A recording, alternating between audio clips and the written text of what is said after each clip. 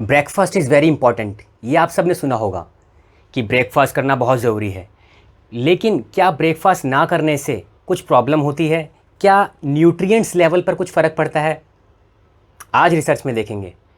Way protein, yes you are right, whey protein. Whey protein आप सभी को पता होगा कि ईजिली डाइजेस्टिबल प्रोटीन सोर्स है और बहुत इंपॉर्टेंट है अगर हम प्रोटीन की बात करें। लेकिन क्या वे प्रोटीन के अलावा कोई ऑल्टरनेटिव है? क्या कोई प्लांट बेस्ड प्रोटीन है वीगन सोर्सेज में? पोटैटो प्रोटीन, राइस प्रोटीन, क्या है इनके बारे में आज देखेंगे।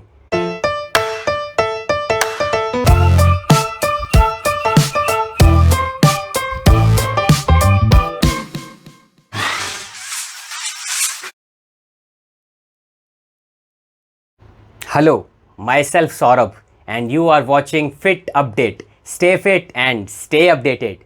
So आज बेसिकली मैं आपके साथ लेटेस्ट साइंटिफिक रिसर्च रखने वाला हूँ आपके सामने।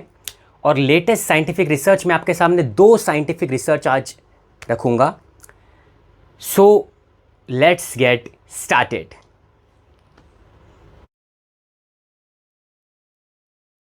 Now our first research. ये रिसर्च पब्लिश हुई है 15 जून 2021 को बाय ओहायो स्टेट यूनिवर्सिटी। अब according to this research, people who skip breakfast और morning meal generally are low on nutrients for the entire day जो ब्रेकफास्ट लेते हैं उनके कंपैरेटिवली।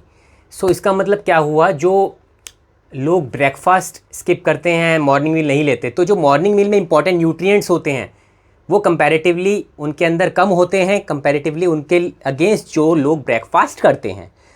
सो इम्पॉर्टेंटली इस रिसर्च में बेसिकली ये मिला कि हम जो न्यूट्रिएंट्स ब्रेकफास्ट में इंपॉर्टेंट होते हैं जैसे calcium in milk, vitamin c in fruits, fibre and vitamin and minerals in other fortified cereals, ये बहुत इंपॉर्टेंट है। और जो हम ब्रेकफास्ट में ही लेते हैं, कुछ ऐसी चीज़ें होती हैं जो हम ब्रेकफास्ट में लेते हैं और पूरे दिन में जनरली वो फूड आइटम्स नहीं लेते हैं। सो ब्रेकफास्ट एक अलग कैटेगरी का मील हो गया जो बहुत इंपॉर्टेंट है। अब रिसर्च में इसमें क्या हुआ, बेसिकली 30,000 इंडिविजुअल यानी एडल्ट्स के ऊपर ये रिसर्च हुई, एज 19 ईयर और ओल्डर।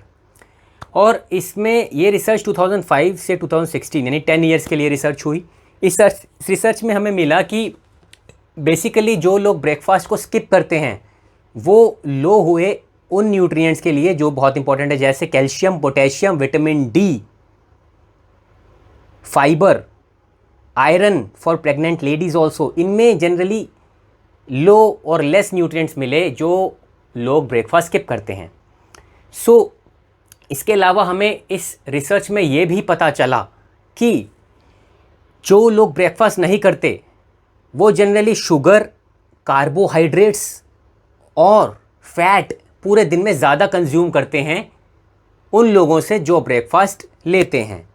सो ये इस रिसर्च में बहुत इंपॉर्टेंट बात सामने आई। इसके अलावा अगर हम टोटल कैलोरीज़ की बात करें तो जो लोग ब्रेकफास्ट लेते हैं उनकी हालांकि कैलोरीज थोड़ी ज़्यादा है उनके कंपैरिजन में जो लोग ब्रेकफास्ट नहीं लेते, लेकिन जो ब्रेकफास्ट नहीं लेते वो लंच, डिनर और स्नैक्स ज़्यादा लेते हैं। और स्नैक्स जनरली वो ज़्यादा लेते हैं जो बैड क्वालिटी स्नैक्स हैं या जो डाइट के लिए ख़राब हैं, ऐसे स्नैक्स वो ज़्यादा लेते हैं। जो ऐसे स्नैकिंग करने से क्या होता है, उनका बेसिकली फैट भी बढ़ता है और that is not good for health. So ये बहुत इंपॉर्टेंट स्टडी हुई ओहायो स्टेट यूनिवर्सिटी की। सो ब्रेकफास्ट एक बहुत इंपॉर्टेंट मील है as far as good health is concern जो हमें लेनी चाहिए। So this is all about our first latest scientific research. Now our second latest research. अब इस रिसर्च के अकॉर्डिंगली ये रिसर्च पब्लिश हुई है 24 जून 2021 को और ये रिसर्च पब्लिश करी है यूनिवर्सिटी ऑफ वेस्टमिंस्टर ने। अब according to this research, potato and rice protein they are the possible alternative for the whey protein. अब आपको पता होगा कि जो वे प्रोटीन है आज के दिन में बहुत बहुत इंपॉर्टेंट प्रोटीन है as far as diet is concerned. और हमें पता है कि अगर हमें अपनी हेल्थ को इम्पॉर्टेंटली अच्छा रखना है तो हमें प्रोटीन लेना बहुत इंपॉर्टेंट है। वे प्रोटीन बहुत easily digestible source of protein है जो मिल्क से बनता है, जो सभी लोगों को पता होगा। बट वीगन वीगन आपको पता होगा ऐसी चीज़ें जो हम जनरली प्लांट्स सोर्सेज से लेते हैं, तो वीगन एक बहुत इंपॉर्टेंट वर्ड है और आजकल लोग वीगन में कन्वर्ट होते जा रहे हैं। तो वीगन सोर्स के लिए आजकल रिसर्च चल रही है और वीगन सोर्स में पता चला है कि 2 protein alternative, plant protein alternative, potato protein and rice protein, they can be the alternative sources for whey protein. यानी वे प्रोटीन के अलावा अगर कोई वीगन है इंडिविजुअल तो वो पोटैटो प्रोटीन या राइस प्रोटीन ले सकता है। ये पर्टिकुलरली उनके लिए भी इम्पॉर्टेंट है जो लोग अपना ग्लूकोज लेवल मेंटेन करना चाहते हैं या जिनका इंसुलिन लेवल स्पाइक नहीं होना चाहिए। ठीक है, तो इस रिसर्च में बेसिकली ऐसा पाया गया, जिन लोगों ने पोटैटो राइस प्रोटीन को कंज्यूम किया उनका ना तो इंसुलिन स्पाइक हुआ लेवल और ना तो उनका ग्लूकोज लेवल बढ़ा ब्लड में, यानी उनके लिए ये इंपॉर्टेंट प्रोटीन सोर्स था as far as the research is concerned. अब पोटैटो प्रोटीन जनरली कैसे, तो नोवल प्रोटीन है, मतलब एक नया टाइप का प्रोटीन बना रहे हैं potato protein. Generally potato starchy carbohydrates में जब वेस्ट प्रोडक्ट होता है उससे बनता है ये पोटैटो प्रोटीन। राइस प्रोटीन तो राइस से बनता है, आपको पता होगा। आजकल प्लांट प्रोटीन सोर्सेज और भी हैं, जैसे सोय प्रोटीन, इसके अलावा पी प्रोटीन बहुत इंपॉर्टेंट है जो चलता है। ठीक है, सो अब ये 2 प्रोटीन जो बेसिकली सामने आए हैं, पोटैटो प्रोटीन और राइस प्रोटीन, जो कंज्यूम कर सकते हैं as an alternative for whey protein जो मिल्क से बनता है। So this is all about latest research, second research. This is all about our 2 scientific researches. So thank you very much.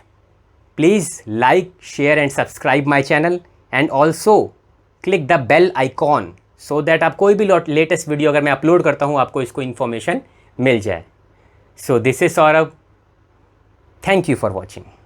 Fit update, stay fit and stay updated.